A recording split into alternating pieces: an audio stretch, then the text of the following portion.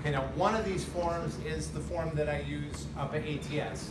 So for you ATS students that are watching this tomorrow, which is now for you, crazy, it's the first form that I'm going to talk about, the only form I'm going to talk about. It's the form that you're going to use to evaluate your outside of class sermons. Again, this is the outside of class sermon form. It's a 1 through 5 scale. So guys, here's the way this form goes. I'm going to make a statement, and then you're just basically going to say whether you, 1, strongly disagree, or 5, strongly agree. Please use all 5 numbers. In other words, this is what I've seen. It's a phenomenon I don't understand.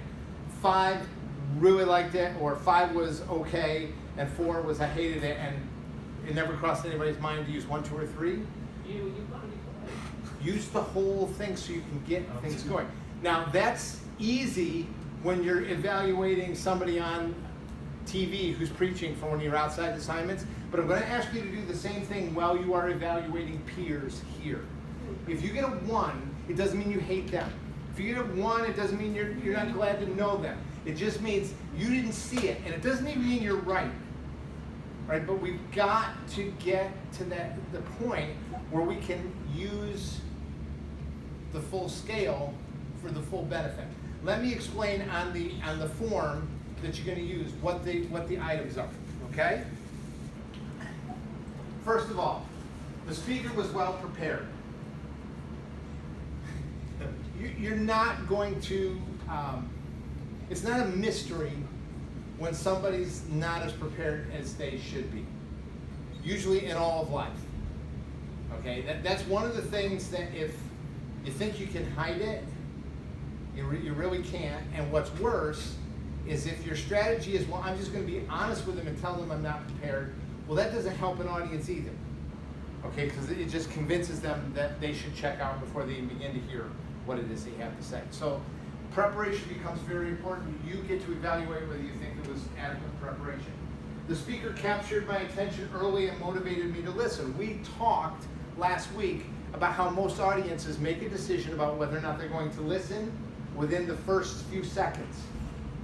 30 to 60 seconds, and often not even that long, right? So the point is you need to think, and we're going to walk through some structures to help you do this. You need to think through, how do I get their attention? What is it that I'm going to do up front? Not gimmicky, not distracting or weird, but how am I going to be sure that I get their attention early on? The speaker retained my attention throughout the sermon. Once the person had your attention, did they keep it?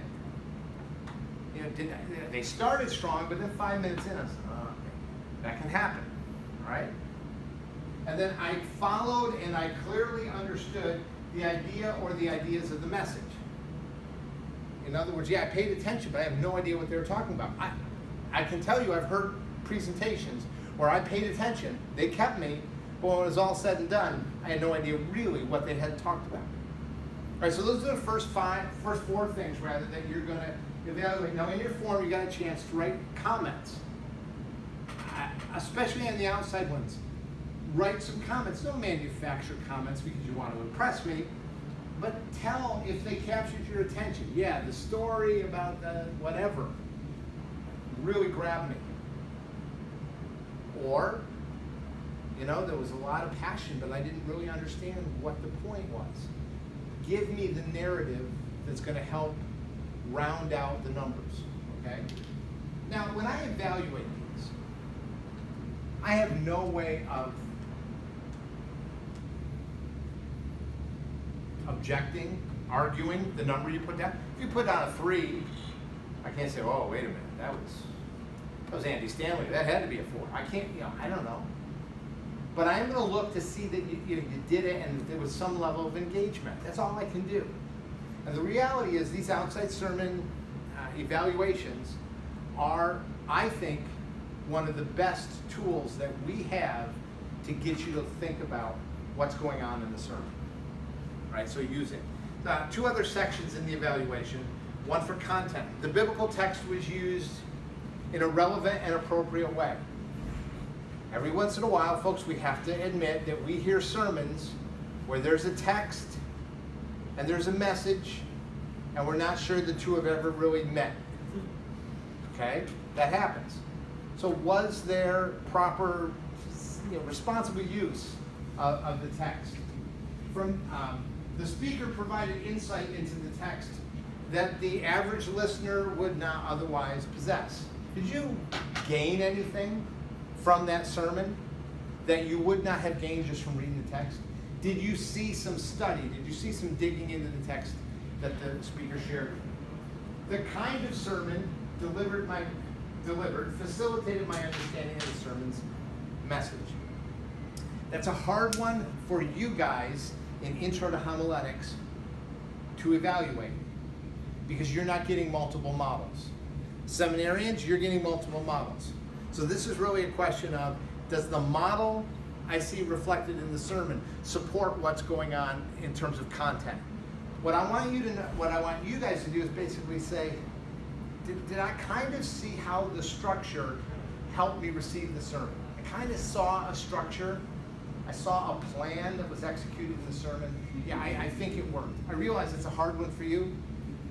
Now, if you take this class, then intermediate, then applied, by the time you're into applied, this question is fully usable for you, but we're not there yet. The speaker used story and illustration in a way that enhanced my understanding of the ideas that are presented. Stories are critical. We're wired to listen to story, not to listen to lecture. So were stories used in an impactful way? All right. Then finally, the speaker demonstrated passion for the ideas presented. Passion comes in all shapes and sizes, but did you get the impression that the speaker cared about what they were talking about? That's important because you're going to get your cues about how to treat that information from the speaker. From this message, I conclude that the speaker has some idea of what my life is really like. It's important to make a connection with the audience and to make that connection in such a way that as you're talking about biblical ideas, biblical concepts, biblical teaching, the application of it seems to connect with the audience. Did the speaker connect with where you're at or not? A call was presented that invited me to personally respond to the message. What do I do with this message, and did that speaker help me understand what I'm going to do with this message? Is there a possibility for transformation because of the message, and was I invited to participate in that? And then finally, from this message, I conclude that the speaker can provide credible biblical guidance and instruction. This is a big picture question, but it has to do with credibility. The reality is that in a ministry context, your preaching ministry either enhances or erodes everything else that you're going to do. Or everything else that you do either enhances or erodes your preaching ministry. Really. If you stand up in front of a group of people and they know that you care about them, and they know that you love them, and they know that you pray for them, your preaching ministry has an empowerment already that it cannot have if they don't know that. And when you go visit somebody in the hospital, if you're the one that has brought hope in a preaching ministry, if you're the one who has brought a sense of purpose out of a preaching ministry, and you go visit them or do something else, there's this interconnectedness between ministry. Does that make any sense?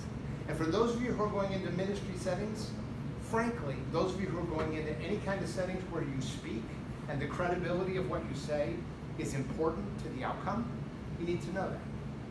Because really, in a way, you're preparing for your speaking with everything that you do. So the question is, did this episode position the speaker well? Do I feel like they're credible in this? Those are the questions. Okay? Any questions about the questions? Does it make sense? That's what I'm asking you to evaluate. Okay?